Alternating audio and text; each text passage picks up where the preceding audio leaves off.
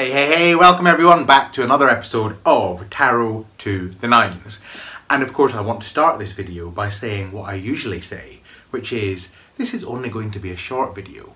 Except it probably won't be a short video because there's always so much to talk about. And today we're not looking at just one of the numbers that Tarot to the Nines covers. We're not even looking just at one of the constellations. We are looking at all of them. Sort of. This video is actually going to be about the tarot tableau, looking at the cards in a tableau setting, a couple of them actually, and also the missing trumps. So, intrigued you will be. This video is probably going to be quite complicated to film because I am going to have to navigate between 1, 2, 3, 4, 5 different decks. So, let me give you a sneak preview of the decks I'm going to cover.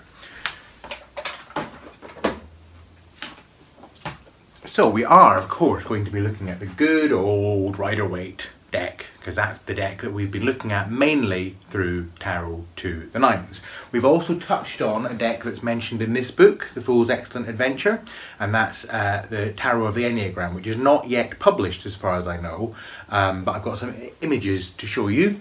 And we're also going to be looking at a couple of other decks that I've been wanting to share with you for quite some time. One that's quite well known, Tarot of the Nine Paths, Tarot to the Nines, Nine Paths, see the connection? And that's by Art Rosengarten. And also this deck, by the way, has a number of additional cards, and so does this one, the Transformational Tarot, which has 100 cards in total. We're not going to look at them all, not in this video, but we will be looking at some of the significant ones in terms of the trumps and how they relate to Tarot to the Nines. But I first want to start by showing you, and let me pull my chair a bit closer. I'm having to duck out of camera every 2 seconds, which is not good form really. So the first deck that I want to show you is actually the first Tarot Tableau that I want to talk about. Tarot Tableau are just tables, tarot tables. You've heard of the Grand Tableau in Lenormand, many of you, where you lay out all of the cards, and you can do that with a Lenormand deck, or you can do it with a Kipper deck, or a Sibylla deck. You could, I suppose, do it with a tarot deck, although that would probably be less usual. And you use that to look at the image, all the images at once and see how they connect together, etc, etc. And what I've got here, if I can make the picture appear, is a tarot tableau. Now this is that scary bit where the iPhone and the iPad don't want to talk to each other, so I'm going to put the light down there and see if that makes it a bit easier to see. So this is the tarot tableau. In fact, let me put the light down. Oh dear, this is not very organised of me. Let me put the light down a bit on this, that might make it a bit more visible. So this is the Bota deck, Bota as in Builders of the Adytum.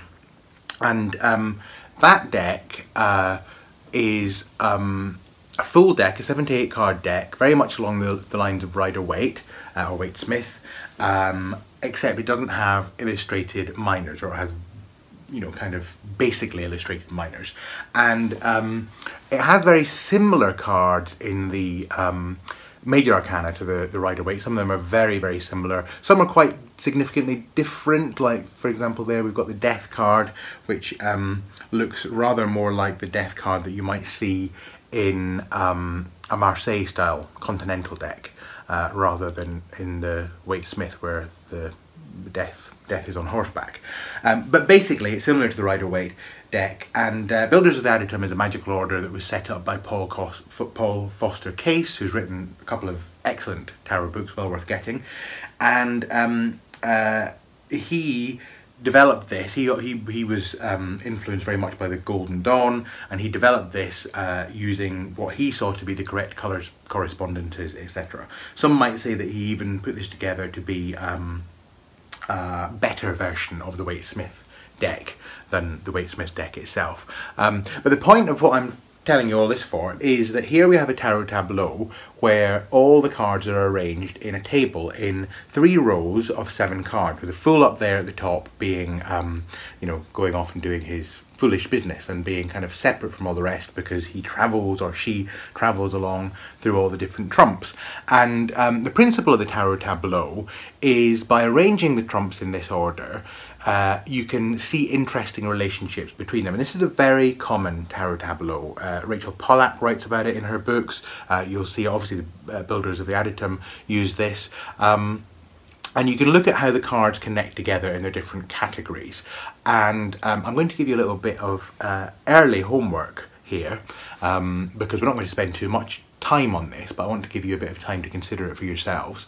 So I want you to think about what the relationships between the cards are, and I'm going to give you a couple of pointers to start with. So one of the things that Rachel Pollack points out is that when you organise the cards in this way, in these 7 sets of 3, so these are the triads, and there are 7 of them. What you can see is that this top line represents what you might call the conscious world, or the conscious life, our conscious selves. This middle section represents what we might call the unconscious or subconscious or shadow self, where we're beginning to go into our depths, into a much more kind of shadowy territory. And then this bottom line represents what we might call the superconscious, where we are heading into much more spiritual, profound territory. So those are the 3 different levels that one can consider there. Another way of looking at it is that each of the cards in the triads are related in some way. So the magician is related to strength, is related to the devil. So your homework is to think about how are the triads related. And just to give you again a bit of a clue, if we look at the magician, strength and the devil, what we might say is, or what we might notice, is that the magician and the devil have a connection, in the sense that the devil is sometimes in some decks called the black magician. And so you could argue that these are 2 sides of the same coin, different polarities. And strength, of course, is about this balance between our inner animal instinctive nature and our more rational human nature, and the kind of negotiation that has to go on between the 2 in order to exhibit true strength and fortitude. So that's a very common tarot tableau. If you Google tarot tableau, TABLEAU, then this is almost certain to be the first thing that will come up. So I would recommend you do that, and once you've done that, you are then in a position to look at what some of the connections are. Everything's falling over. Don't worry, that's fine. So let me just readjust the light a bit, hopefully not washing myself out entirely, and let's have a look. I'm going to move you a bit closer. You're in the thing, it's like being behind the scenes at Tarot to the Nines here, because you're seeing, normally I try to be very organised anyway, and have everything all sort of set out beforehand, but today I'm just all fingers and thumbs, and you're seeing it as it really is. This is another tarot tableau, and this is the tarot tableau that groups the majors together. Sorry, I need to adjust the light because it's flickering and annoying me. Is that better? Hopefully. Yeah, so this is the majors grouped together into, it's still not right, is it? It's still flickering, I'm sorry about this. Right. That's better. Again, I will say that these are the majors grouped together in the tarot constellation. The constellation of the magician with the Wheel of Fortune and the Sun in there. Constellation of the High Priestess with Justice, because we're using Waite Smith, it would be Strength if it was some other decks, and Judgment, the Empress, Hanged Man in the World, the Emperor, Death, and in some decks, or in some systems of thought, the Fool would be in the constellation of the Emperor, because the Fool is 22, 2 plus 2 equals 4, so it sits there just as 13, 1 plus 3 equals 4, it sits there. But not always. So in some systems the Fool would be considered separate to these constellations. So we're going to put the Fool just for a moment down there out of the way. Sorry, Fool. And we've got Temperance and the Hierophant together, the Devil and the Lovers, etc, etc, etc. So basically if you group together the tarot constellations, but without the minors obviously and without the court cards, then this is what you get. And I'm wondering if you notice something. I think you do. what you probably notice is that some of the constellations have got 3 cards in them. Well, 3 of the constellations, to be absolutely accurate. 4 if you include the Fool in that one. And the rest don't. They've only got 2 cards. Now, in the previous tableau we looked at, one could consider that that tableau, once you take the Fool out, was working on a 7 base. So there were 7 columns of 3 cards. So you could split the majors into 3 different levels, 7 segments of those 3 different levels. But we've been talking, obviously, the clue is in the title, we have been talking about tarot to the 9s. We've been talking about the 9 constellations. And this got me to thinking. So if you group these cards together into their 9 constellations, what you see immediately in the majors is that there is what appears to be a gap, if you like, an emptiness. By the time you get to the world, there are no more cards to fill in the rest of these constellations. Now, I am not saying before people start writing to me and complaining to their MP and all that kind of stuff, I'm not saying that every constellation has to have 3 cards. Clearly it doesn't. The tarot is a complete system in itself. I absolutely accept that the majors stop at number 21, 22 if you include the Fool there, and that's absolutely fine. I hope anyway, you've been able to see through this series that there's a huge amount of depth and richness and interest just in the constellations as they are, exactly as they are. But it did get me to thinking. And what I thought was, I wonder if anyone has ever tried to fill in these apparent gaps in this tableau of tarot constellations. And it was a bit of a cheeky question to myself, because I kind of knew the answer. I knew, for example, that one person who had definitely done that, tried to do that, was Art Rosengarten, because I was aware that there was this thing called Tarot of the 9 Paths, and I knew that in that deck he had indeed introduced some additional trumps that filled in the gaps. That then of course got me thinking about whether there were any more. I discovered the book, The Fool's Excellent Adventure, which I've been talking about a lot in this series, and if you've seen the videos in which I have talked about that book, you will know that indeed Susan Rhodes, in developing her concept of the Tarot of the Enneagram, has also created some additional trumps that fill in this apparent gap. But they're not the only ones.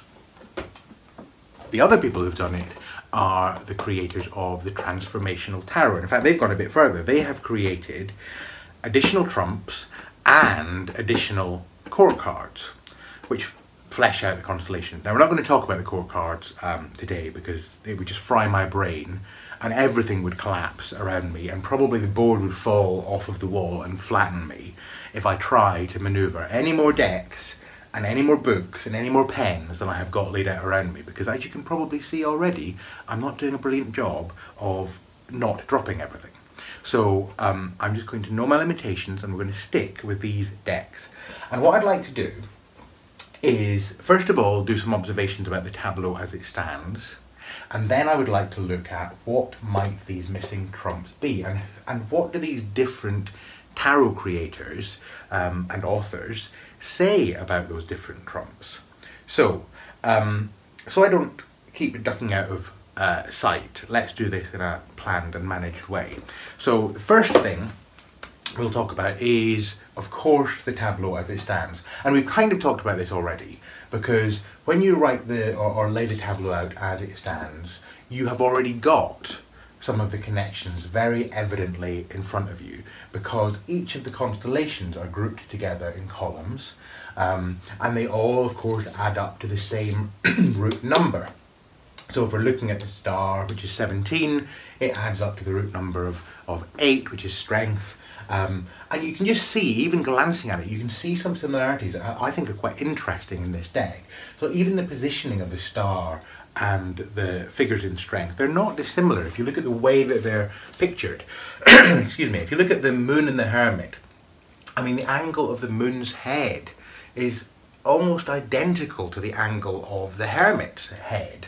And both of them are sources of light, conscious, unconscious. Remember the spread that we did? You know, what does the hermit's lamp illuminate and what does the moon reveal and all that? We did that in the video for number 9, Constellation of the Hermit. And And you can see some other things, you know, even if you look at the Chariot, there is a figure encased in a block of stone apparently, with the two sphinxes sitting down. There's kind of controlled movement in this card, this kind of balance between absolute stillness and absolute control. You know, the wand is kind of in charge, pointing things forward, etc. Absolute stillness and absolute control, but also movement. The idea of the Chariot being about movement and change agent, movement forward, etc., etc. And then we have the Tower, which is kind of almost exactly the opposite. It's, you know, here's a very solid structure, again another solid structure, except this one has been zapped by lightning and people are falling out of the tower. This is uncontrolled movement. This is movement that is kind of beyond our conscious control, beyond our conscious choice. It's like fate moves and we move with it. That is how the tower looks.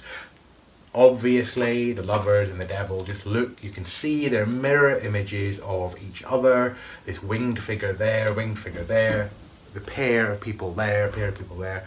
The wind is howling, and every time it howls, I think something has fallen over. In fact, it probably has. The door downstairs is open.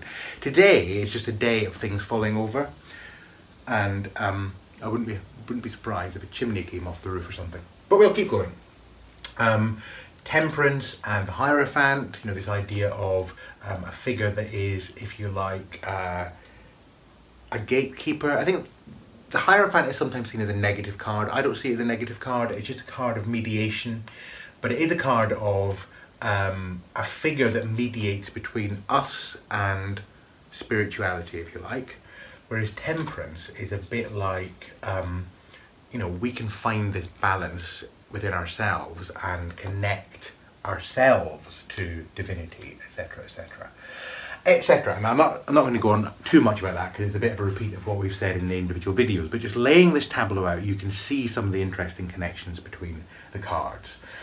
So, that being said, what might we then say about what some of these additional cards are? So let's see what the different tarot creators say about them. So the first thing I'm going to do is, and this might be a bit complicated because I'm going to try and show you this on my iPad again, at the same time as also then reading from the book. And then what I'll do is I'll show you the Tarot to the Enneagram new card, and I'll read a bit from the book so you can understand what's being added to this constellation. Then we'll look at the Transformational Tarot card, and then we'll look at the Tarot to the Nine Paths card. So let's see if I can coordinate that in some kind of semblance of order. So the card that goes there in this constellation of the Emperor, and by the way, you know, I don't know whether this is going to be a full deck. I think it might just be majors only.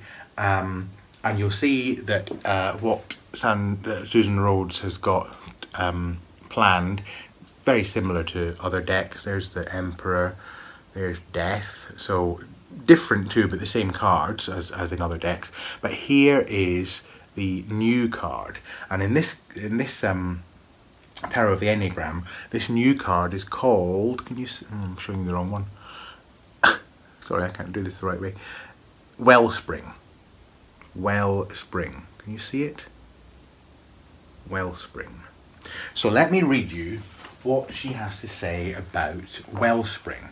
And remember, what she does is she gives each of the different paths a name. So does Art Rosengarten. And what she called path number 4 is the path of individuation. Obviously it includes the Emperor, Death, and there it includes Wellspring. And for her, Wellspring is the first of our keys to go beyond the 21 keys that we already know. On the Arc of the Goal, now she creates 3 different arcs in her conceptualization of the tarot. So you have the Fool there, which is kind of outside of it all, and then the first row of cards is what she calls Arc of the Day, and then the middle row, Arc of the Night, and then the final row, Arc of the Goal. and I suppose one could see this as being a bit similar to conscious life, unconscious life, and spiritual life. So it's very similar to what we said about the original tableau and to some extent this tableau. So the new cards all sit in the arc of the goal, which is this kind of more spiritual level.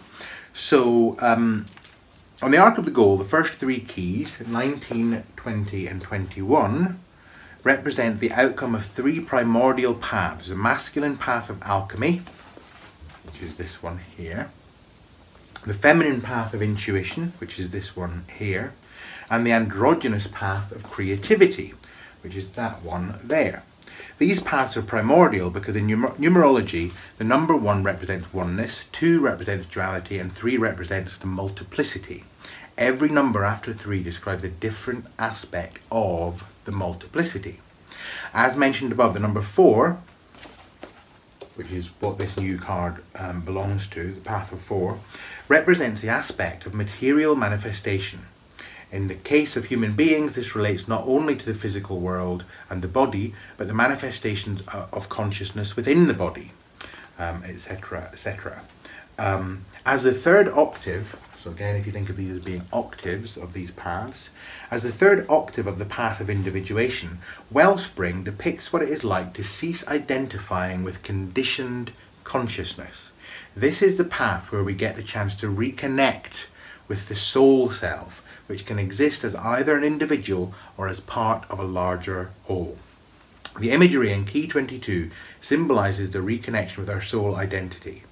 This comes about as the result of letting go of our identification with ego, which allows a more foundational understanding of self to emerge from deep within the psyche.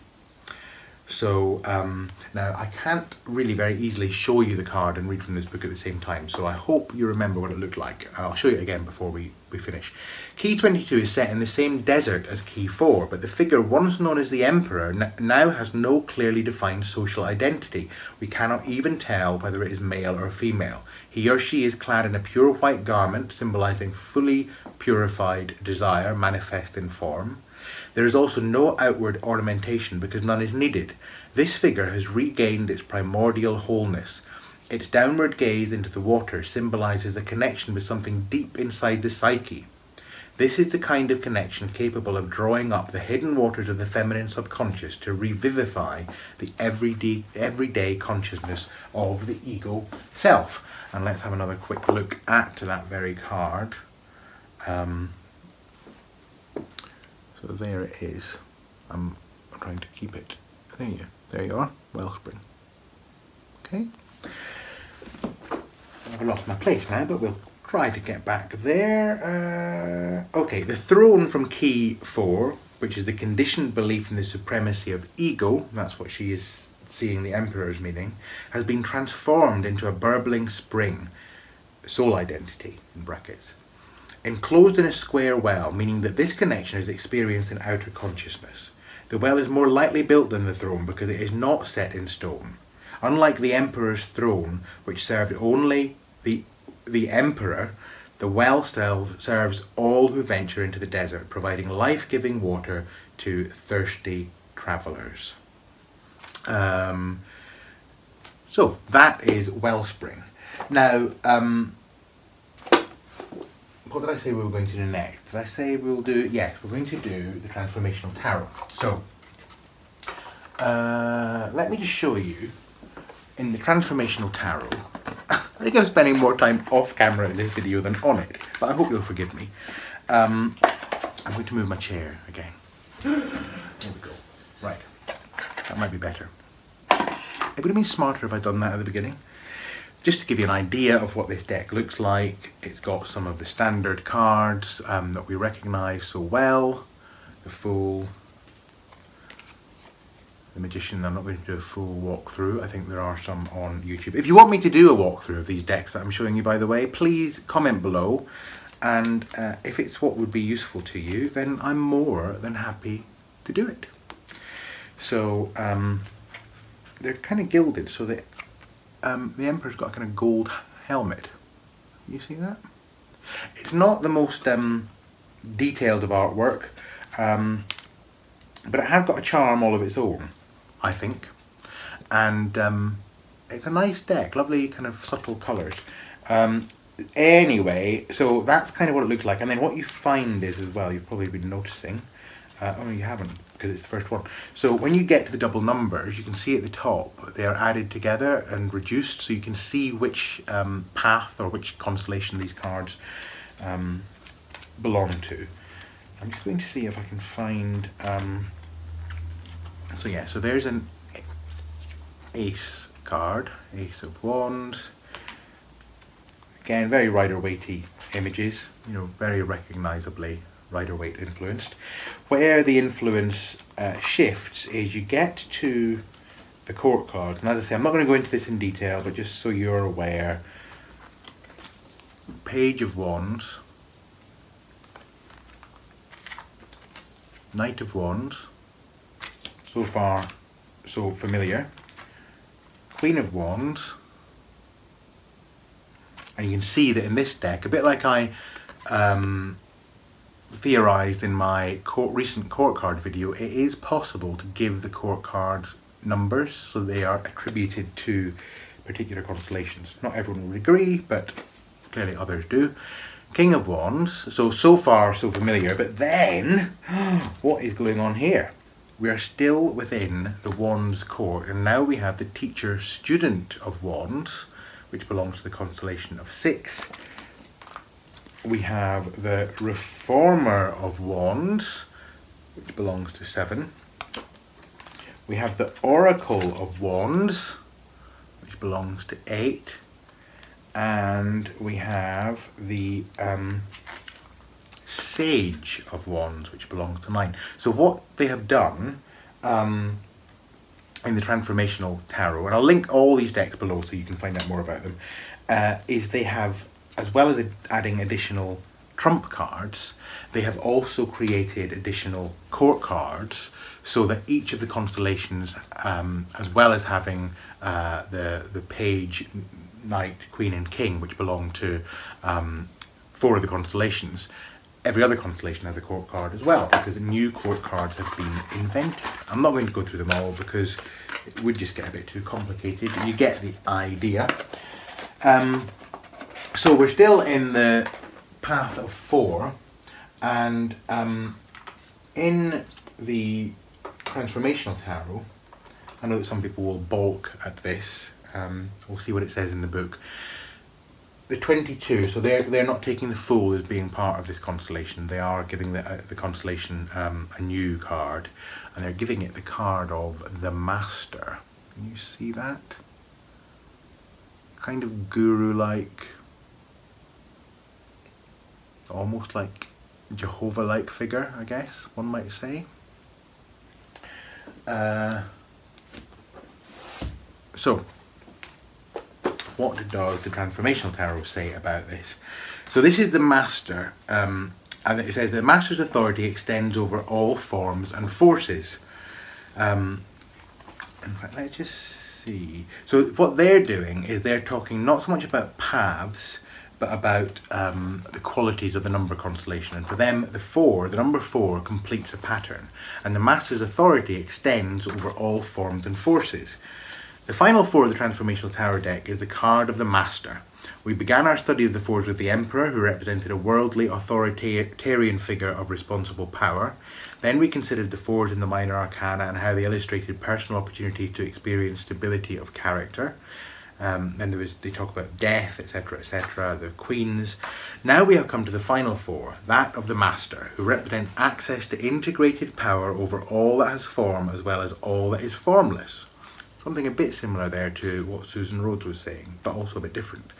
Looking at the numerical combination of the card of the Master, 22 equals 4, we see that it consists of a 2 beside a 2 that equal 4. It appears that we must link 2 of something with 2 of something else in order to reach the final figure of 4. We begin to find our answer in the symbolism associated with the number 22, for it has been called the spiritual master of form. Form in the Transformational Tarot deck is represented in the Minor Arcana by the 4 suits of Wands, Swords, Cups and Pentacles. They stand for our human experience of form, and through the balancing power of the Master card we see them as 2 pairs. In one pair are the wands and the swords, and in the other the cups and the pentacles. The master uses them in the most completely balanced way because he possesses mastery over form, and so expresses the final figure of the four with total authority. And then it talks about different qualities of the master and so on. The figure of the master is much larger than the humans or the angels. This difference in size is symbolic of the fact that he has mastery over form and force, the seen and the unseen. As such, he represents an integrity, a wholeness, and a balance toward which we can strive.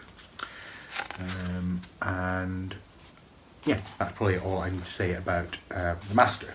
So that is... We've looked at the Tarot of the Enneagram, we've looked at the Transformational Tarot, and now we're going to look at the Tarot of the 9 Paths. And what I should just let you know is that in this deck, each of the paths, including the new ones, are given a different name. So Art Rosengarten talks of the first path being the path of mastery, the second path being the path of insight, the third path being the path of joy, the fourth path being the path of transformation, the fifth path being the path of peace, the sixth path being the path of relationship, the seventh path being the path of the seeker, the eighth path being the path of the universe, and the ninth path being the path of the sage. And then he talks about the 3 different levels as being departure, so the kind of going out into consciousness, transition, that's the middle level, and then arrival, so coming to some kind of arrival. So really very similar, very comparable ideas of unconscious, subconscious, superconscious, day, night, goal, departure, transition, arrival. And what he has got here within this fourth category for Trump 22 is called the Well. Now, I'll show you a bit more of this deck in a second, but you can see that it's a kind of photographically based deck. It's actually based on photographs of items within sandboxes. So he is a psychologist, and one of the things he does, or did certainly when he practiced, I don't know if he still does, was get clients to use sandboxes, do sand play. And so what he's done for all of the deck is he has used photographs of the kind of sand play. So that's the Well. Let me, just before we go on to that, let me just say a bit about this deck so you're aware of it. So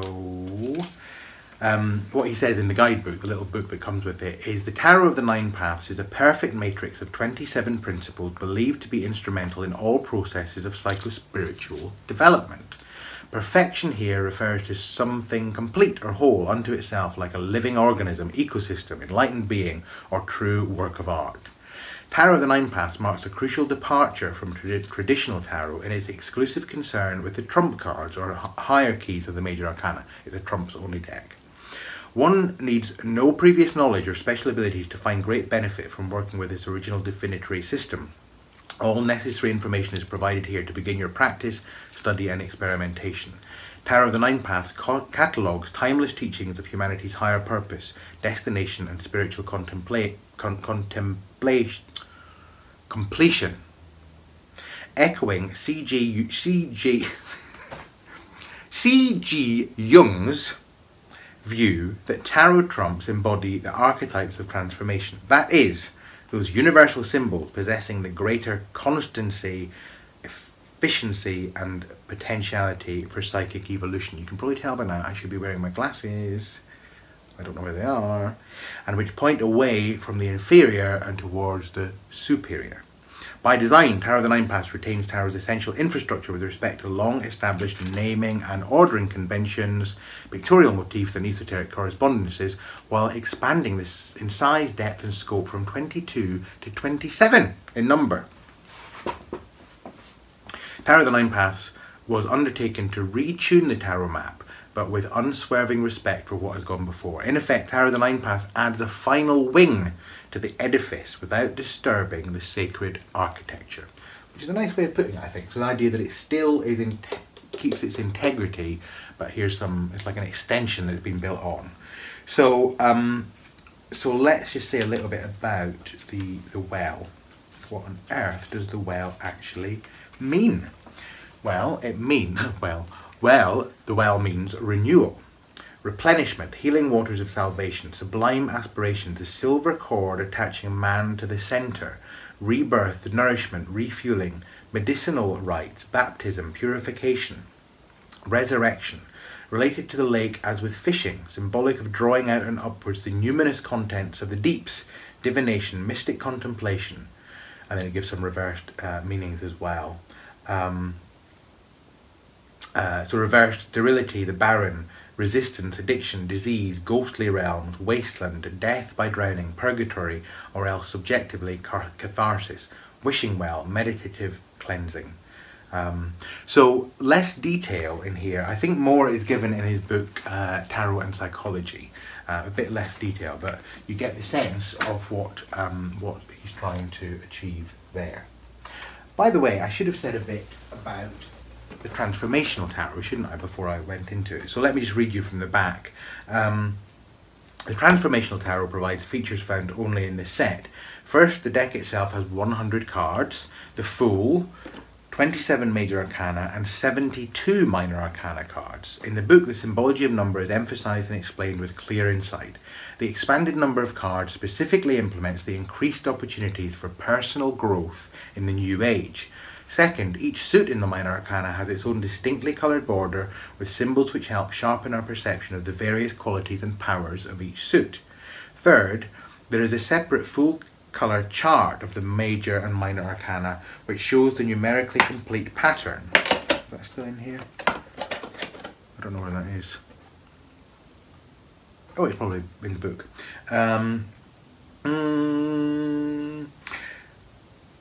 And the integrated system of colour, making clear the array of powerful relationships that exist between the cards themselves.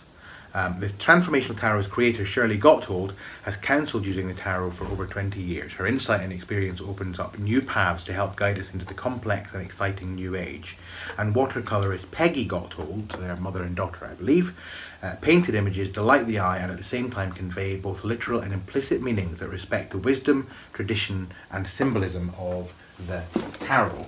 And yes, here is the chart that very helpfully comes with the deck, where you can see not just the trumps. Here's another grand tableau, not just the trumps, but actually brings together all of the cards into their different clusters, so you can see the relationships between them. So let me just now get some of this stuff out of the way so that I've got room to go on to the next one. So the next one is what is happening in path number 5. And in relation to the path of the Tarot of the Enneagram, what we have here for number 5 is Keeper of the no, that's not right. Yeah, Wellspring, done that. Keeper of the Flame. So let me show you Keeper of the Flame. Hopefully my iPad is not completely run out of juice. So what we have for Keeper of the Flame is this picture of a pair of hands clutching a book. Keeper of the Flame. What do we have to say about Keeper of the Flame? So Keeper of the Flame belongs to the path of the Hierophant.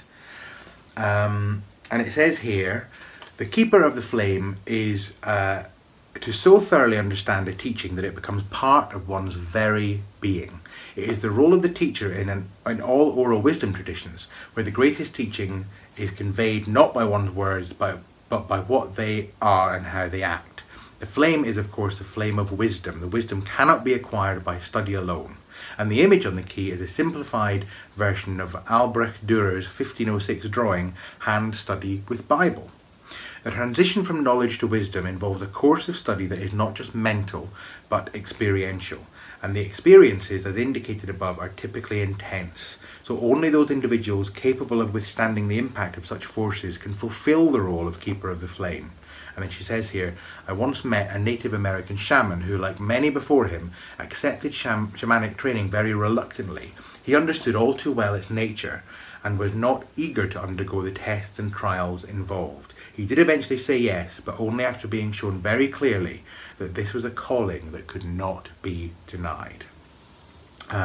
So there's a nice kind of balance there, you know, between the idea of the Hierophant being a kind of gateway to wisdom, a keeper of wisdom and gateway to it, Temperance being about getting a kind of balance, and then Keeper of the Flame being someone who is in that position. So you are in, you stop being the person looking at the Hierophant and you become effectively your own Hierophant, your own High Priest, Keeper of the Flame. So that is Keeper of the Flame from the Enneagram Tarot. Can you guess where we're going next? Where we're going next is to... Did we do 9 paths or... Oh, I don't know. I'm just all out of order. So let's just... You know what? Let's just do whatever order it feels like. I'm going to do Transformational Tarot next. I am. I'm going to do the Transformational Tarot. And for number 5, the extra trump card in the Transformational Tarot is number 23, Galactic Force. Which sounds a bit like something out of Star Trek or Battlestar Galactica or something like that.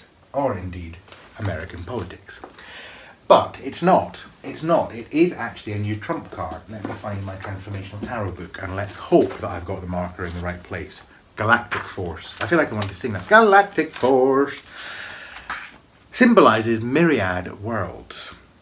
Our journey through the 5s of the Transformational Tarot deck began with the Hierophant, who showed us how to bridge the space between our outer world and of the senses and our inner world of knowing. And it says more about all the different 5s. We come now to the final 5, Galactic Force. Galactic Force! And it represents our awareness of the changing form and movement of our own galaxy. As we consider the numerical quality of Galactic Force, I'm sorry, I can't help it, we see that 2 plus 3 equal 5. Here the duality of the 2 consists of the combination of the visible and invisible matter that makes up our galaxy. The 3 represents the creativity that goes on continuously within the galaxy as visible expressions of the creative act. Stars are born, reach maturity and die. The 5 being the final numerical expression of 5. Sorry, I can see that there's a galactic force coming up and I'm going to have to sing. Represents the broadest possible expression of change, growth and movement that is illustrated by the constant activity of the galaxy as a whole. Therefore, the card of Galactic Force represents an immense outpouring of energy. Current astronomical estimates indicate that there are approximately 200 billion stars in our Milky Way and galaxy. I'm not going to read all of this because I don't want to embarrass myself by continuing to sing. Not only does the card represent the physical energies of our galaxy, but it is also a symbol of the qualities of the Aquarian age that require a shift in our perceptions and priorities. And then it says a bit about the coming of the Aquarian age. Okay, so then we're going to go on to Tarot of the 9 Paths, and I'm just going to show you if I can get the box open. Come on! Open! I'm going to show you some of the other cards, just again so you get a sense of what they look like. You know, here's Justice.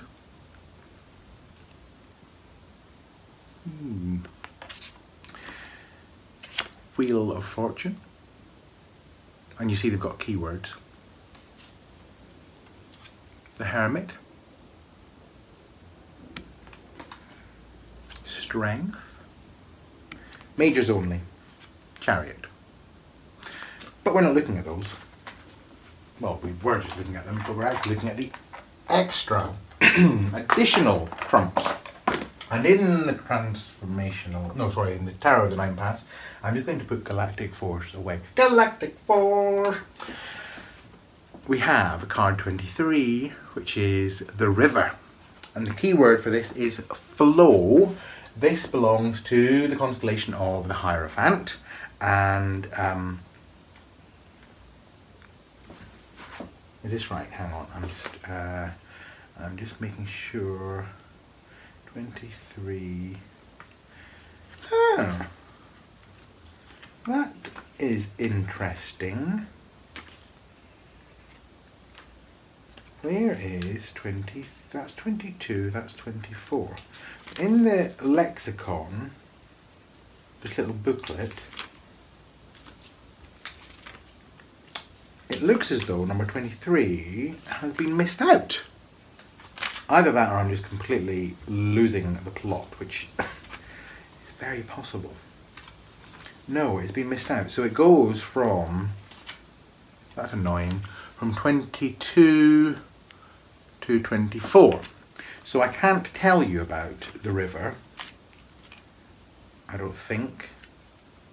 No, I don't think I can, because it's not in here. But that's probably alright though, because it saves us a bit of time. So anyway, there's the river in Tarot of the Nine Paths. A very nice card actually. I like the combination of images.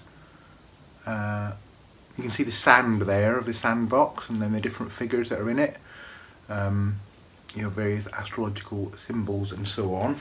And this belongs to the path of number 5, which is the path of peace. Okay, so you'll just have to surmise what that means, and we will move on to the path of the lovers. And in the path of the lovers, going back to Tarot of the Enneagram, the path of the lovers at this highest octave becomes the divine family. The divine family. And the divine family, let's see what it says. This is very interesting. I mean, what I'm enjoying, I hope you're enjoying this, and not just thinking, what on earth is he talking about? What's interesting is that these are 3 independently developed decks, and I'm not going to say which I think is the best, but it feels clear to me that some are going into this level with a bit more depth than others, but all of them have got clear connections between them, which I think is quite interesting. So the Divine Family depicts the outcome of integration both within an individual and a relationship. The Lovers is a beautiful card, but the paradise it depicts is based on the illusion that it's possible to remain like children for our entire lives. Its real purpose is to give us a vision of what we can create once we have reconciled our quest for light with our fear of darkness, etc., etc. Dreams can provide clues about the difference between the two. The night prior to the 2016, this is Susan Rhodes quoting, to the 2016 US presidential election, I had a dream where a pink house on a glass foundation slid down a mountain, damaging other houses at the bottom. I did not understand it at all, but the next day, when the election results came in, I realised it was about the loss of the female candidate. The days following the election, everywhere I went, people were stunned. I finally stopped going out in public gatherings for a while because of the unsettledness in the community. A few nights later I had a second dream that began much like the first, except that this time I was looking down on the scene from on high. Then I saw an intricate and beautiful tapestry which was mesmerising in its exquisite detail. There were patterns of order and patterns of chaos on the tapestry. The latter were at a 90-degree angle from the former. Hard to explain, but that's how it was. When I woke up, I understood that both patterns were essential to make the tapestry complete. So, if faith is what we need to transcend our fear to the devil, imagination is what we need to transcend our faith in a limited vision of what is possible. And then it says various things. So, yeah, so something about seeing through illusion in the Divine Family. So, moving swiftly on, let's go back to Tarot of the Nine Paths to see if we actually have an explanation for the next card. Because the next card is the Ring. Wholeness. Ooh. Symbol for Pluto there, very appropriate with the Death card. So, what does it say? The Wholeness. Wholeness, conjunction, cosmic union, resonance, the round, eternality, higher partnership, Ouroboros, snake biting its own tail, symbolising self and its totality. Also tied to remaining link of the chain. Light radiated from ring symbolises eternal wisdom and transcendental illumination. In Tolkien trilogy, the One Ring is made of simple gold but impervious to damage. And then it talks about the reversed elements, and that belongs to the path of relationship and wholeness in relationship. So now we're moving on to the Transformational Tarot. And the card that we have in the Transformational Tarot for this, oh, this is nice, for this path is the androgyne, or androgyne, how do you say that? Anyway, that word there. Very interesting. And what it says, we'll do the next three a bit more quickly. The next three, oh no, we're still on Galactic Force. Galactic Force! The androgyne melds body and soul, wisdom and love, male and female, in orderliness and wholeness. The card of the androgyne completes the pattern that began with the card of the lovers. It says a bit about the lovers and the devil, etc. It refers to the devil as the great teacher who sets before us the lessons that are required to bring our inner intent into practice in our daily lives. Interesting. And in the courts here, the court cards that are associated with this constellation are the teacher-student cards. Now the androgyne brings the final coming together of the various dualities into a complete whole. As always, the numerical combination is a valuable key to understanding the card itself. And then it describes the card. So this is mainly about the unity of duality. So coming back from duality into the completion of and unity of duality. I won't read it all because that's basically what it says. So let's see if we can whiz through the next one a bit more quickly. I think this is interesting. So now we're into the final three, and they do kind of, you know, become a bit more intense now. So number 7, Chariot Tower, and what do we get for the Tower of the Enneagram? We get the Merkaba, or Merkaba. Merkaba, I think is how one would say it. That's how I'm going to say it anyway. Oh, that's the wrong book. What fun. So, the Merkaba, done that one. The Merkaba is the light body vehicle that allows embodied human beings to move beyond the confines of the physical vehicle to other dimensions of consciousness. Merkaba breaks down as Mer, which means light, Ka, which means spirit, and Ba, which means body. So it is the light body that is the natural companion of our denser physical body. It is the wheels within wheels of Ezekiel, and the subject of the Merkaba meditation widely taught by 𝙇𝙄𝙉𝙆𝙎 since the 1980s. More recently, it has been associated with the spirals of energy that we see in DNA, with the idea that human DNA is evolving so as to encompass more light, that humankind might be raised up to a higher level of awareness. The figure of the Merkaba can be portrayed in different ways because it is extremely complex and can be used for many purposes. It brings into play the principles of sacred geometry. We've had a lot about sacred geometry in this series. The esoteric principles, properties of both the diatonic and chromatic scales, the Tree of Life, and the Enneagram. For our purposes here, it suffices to say that it is a symbol of the divine vehicle that contains human consciousness in its embodied form. Yeah, so that is the Merkaba. So that was that one. So now, let's go to Transformational Tarot. Mystical life. It's like a fairy tale castle, isn't it? Mystical life. And now, let me pick up, well, I've got the right book. That was well planned. Where are we? Mystical life. Chariot here was the first 7. Looking at the numerical significance, we find 2 + 5 = 7. The 2 is lovingly aware of the need to be responsive to the masculine and feminine principles within each one of us, to love that combination with all of the zest, vigour and vitality possible. And the 5 represents an appreciation of the subtle changes that are part of our challenge in the Aquarian age. So remember, 5s are about challenge and instability. The final number, the 7, brings an inner sense of the deep mystery of all life forms. of the place of life as part of creation, and of an expansion of heart that feels limitless. As we look at the card of mystical life, we see a wondrous castle that covers the whole top of a mountain.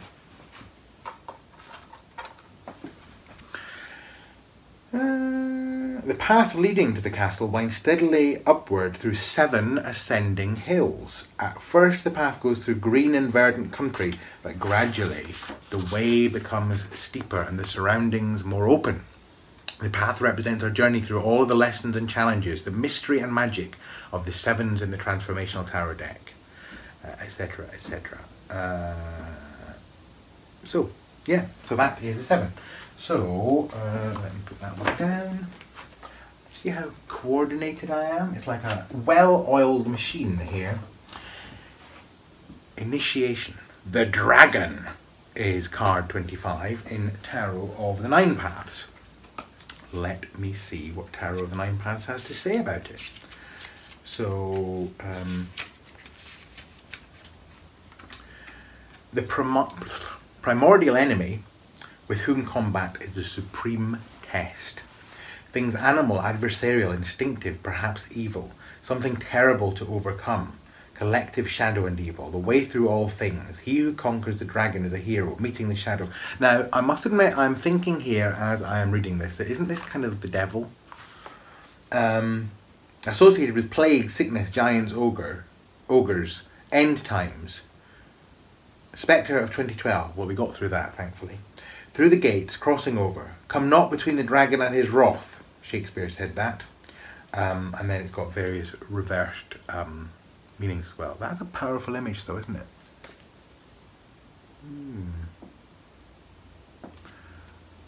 Interesting. So that's 25.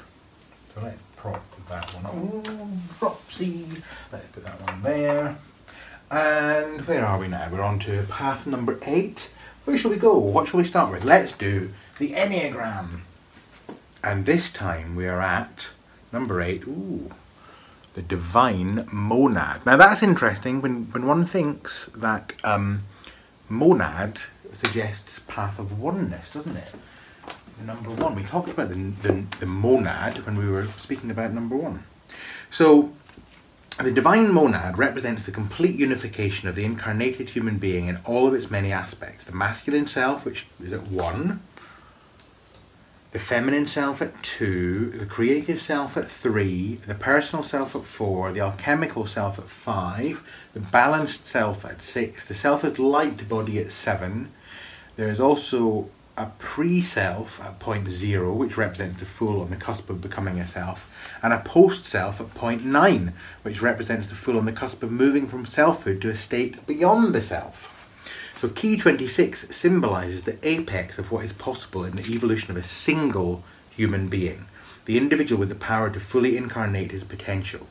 This is the fully unified self, such as depicted in the archetype of the Ascended Master, a human being who exercises mastery through the power of love. The imagery used to symbolise the Divine Monad is designed to depict the concept of unity and diversity, the idea that mastery is achieved by finding a way to transform diverse activity into one unified locus of action.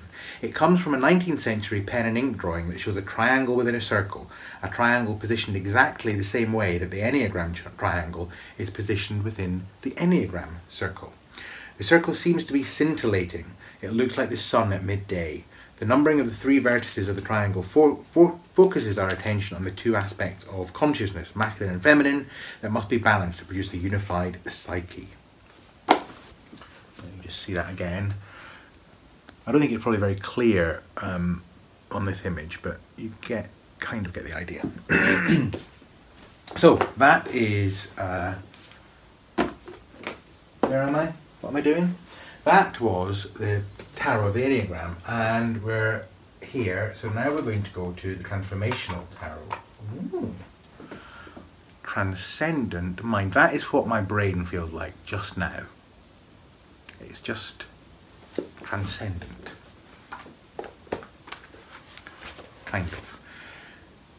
The consciousness of transcendent mind brings the spiral of 8 to its highest point. Here we reach the culmination of the whole series of 11 cards in the Transformational Tarot deck that define the power of 8. And it starts with strength and goes through all the various other ones. Transcendent mind is capable of clear, disciplined, totally functional thinking. Am I not embodying that in this video as I drop everything around me? You should see the state of the floor around my feet. There's paper, there's pens, there are tarot cards, there are books. I don't even know what some of these things are. It says here, no longer is mind caught up exclusively with lower expression. Now both levels of the mind are used fully and they orbit around each other in a cosmic dance of perception. The card of Transcendent Mind shows the upper body and head of a single individual. The part of the head that contains the brain is shown here as completely open to the instruction and energy flowing into it from above. Mind at this level is symbolised as beyond limitation, for it is capable of a free exploration of the higher concepts of ideation and philosophy. The orange and yellow on the card are symbolic of mental activity, and since the upper body is unclothed, we can appreciate its openness to higher consciousness. We met the precepts of the Noble Eightfold Path with our examination of the Hierophant, number 5, and these precepts are vital to our understanding of transcendent mind, for they exemplify what may be done when we meet fully those standards. This card truly expresses right belief, right aspiration, right speech, right conduct, right mode of livelihood, right effort, right mindfulness, and right meditation. Mind follows truth. So that is the card of Transcendent Mind in the Transformational Tarot. And in Tarot of the 9 Paths, we have card 26, the Great Web, Interbeing. Where is the 9 Paths booklet? Hidden away from me. That's where it is. Here it is. Oh no, that's the card. That's the card, that's the book. That's the book, that's the card. So, what does the book say about the card? The Great Web, Interbeing. The interwoven nature of all existence, the law of resonance, deep ecology, hermetic correspondence, worldwide web, the veil, the gateless gate, superstrings, interdependency, interbeing, Buddhist doctrine of mutual co-arising, related to the Hindu Maya. Oh, Maya. Maya is my cat, for anyone who's thinking, why are they going about Maya all the time? The weaver of appearances and the cosmic web of illusion of separate existences. Fabric of space-time, the drum, spiders. Also, Indra's net, the vast extending throughout space, where at each crossing point, a radiant jewel reflects all others ad infinitum. Isn't that lovely? So, finally, we're on to our final set of missing trumps, and let's start with Tarot of the Enneagram. Mainly because my iPad is going to run out of power very soon. So this one, the additional one here is, oh no, that's the one we had before. Let me do it this way. This one is not doing what I want it to do. Divine Mystery. It looks like a kind of black hole, doesn't it? Divine Mystery. That is 27. And in the Tarot of the Enneagram, oh, done that one. Divine Monad. We're on to Divine Mystery now. As the last key in the ordinal sequence of keys 0 to 27, Divine Mystery symbolises our understanding of life at the completion of the journey, if there is such a thing as completion. It depicts the highest octave of the Fool, and thus the point of origin for not only the Fool, but the entire Tarot. In Kabbalah, it is the Ain, which literally means no in Hebrew. In Sufi mysticism, Allah means the great nothing. In the Enneagram, key 27 symbolises the 0 point on the top of the circle. It expresses the mystery that everything in the created cosmos, the cosmos of somethingness, came from the uncreated. It is also the first principle that governs the existence of every human being. We are all the Fool. We all participate in the mystery of existence, but are ultimately non-existent. So we spoke about that in the 0, the idea of we're something, but we're also nothing. Everything is something and also nothing. We are part of the one that emanates from the nothingness. Everything about us is a paradox. We start the journey without that sense of identity which separates us from the whole. Yet by realising that identity, we return to the whole. We return with something new and bring this something to the nothingness that is somehow enriched by it. Such a statement makes no logical sense, does it? And yet it rings true on an intuitive level. The image of key 27 is identical to the image on key 26, except that the 3-in-1 unity has become the radiant nothingness that is the source of all things in manifestation. So that card really fits with what we talked about in the nothingness of the Fool in our video on Zero, if you have not seen that already. So that's the Tarot of the Enneagram, so I can pop that in there. Let's have another look at Tarot of Transformation. And what we have here for the final card is Universalized Will. Universalized Will. And what it says here, oh no, that's Transcendent Mind. Universalized Will, the final wisdom. We began our series of 9 with the Hermit, etc, etc. In the Transformational Tarot deck, the Fool represents the Alpha at the beginning of our quest. We have now reached the Universalized Will, the Omega, the end of our journey. So a bit like the Tarot of the Enneagram, this is a kind of higher octave of, or other end of the continuum of, the Fool. Through the alchemy of spirit, we have found here the gold of the philosopher. For universalized will represents great power, power that is awesome in its totality. It is power whose extent we as humans can perceive only dimly, but can appreciate nonetheless. So it's similar to what Tarot of the Enneagram is speaking about. And rather fittingly, given what we've just said in both of those cards, the final card in Tarot of the 9 Paths that fits into this path of 9 is actually the Fool. That's how it's set out in Tarot of the 9 Paths, although it doesn't come to the same number. It's laid out as being rather groovy card. Like that face. It's laid out as being part of that final path, the 9th path of the Sage, and this means possibility. So let's see what it says in the book about the Fool. And the Fool is placed at the end of the sequence of trumps in this deck. The trickster, spirit in each experience, total potentiality, open space, the unconditioned mind, undifferentiated spirit, freedom to make mistakes without situational karma, beginner's mind, crazy wisdom, divine child archetype, freedom, inventiveness and eccentricity. And then it says at the end here, note, as in classic tarot, the Fool retains his placeless and numberless position at both end and beginning of the matrix, bearing the dual paradoxical number analogues 27 and 0. This may echo the Buddhist cosmology of beginningless time. So that is the final set of trumps. So what we've done here is we have looked at each of the constellations again, and we've seen how they group together, and we've looked at how they have been expanded by different tarot philosophers. So I gave you a bit of homework to Google Tarot Tableau and use the kind of Bota tableau where you have the 3 lines of 7 cards, and see if you can see what connections exist between them from your own point of view. So my second bit of homework for you, should you choose to accept it, nothing is obligatory of course, is to forget about some of these cards I've told you about and to think, if you were designing an extra set of cards, an extra 6 cards to take the trumps up to, so we to 21, 22, 23, 24, 25, 26, 27, to take them up to 27, what would you design? What would your missing trumps be if you were responsible for creating the missing trumps? That is your task, should you seek to accept it. And if you do, I would love to hear from you. I'd love to know. Please comment below or comment in the Tarot of the Nines Facebook group. And I should say, of course, that if you like this video, please give it a thumbs up. It helps other people find it. Share it with other people who you think would be interested in this kind of stuff. I hope it's been useful. I hope it's been enjoyable. We are very nearly at the end of the Tarot to the Nines series, so I know that I've got at least one more video in me for Tarot to the Nines, and that's going to be my recommendations video. There might be one other as well, depending on whether I can find the time to put it together.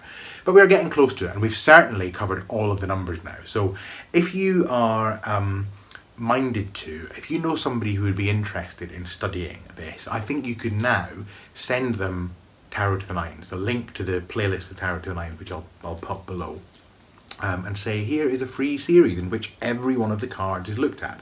Now, a few people have asked me a few times, am I going to put Tarot to the Nines behind some kind of paywall in the future? And the answer is no.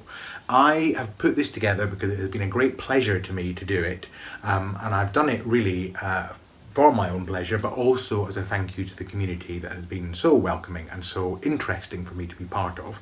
And so no, Tarot to the Nines, as far as I'm concerned, is a free series, and it's my offering to all of you and to anyone else who benefits from it. So there's the answer to that.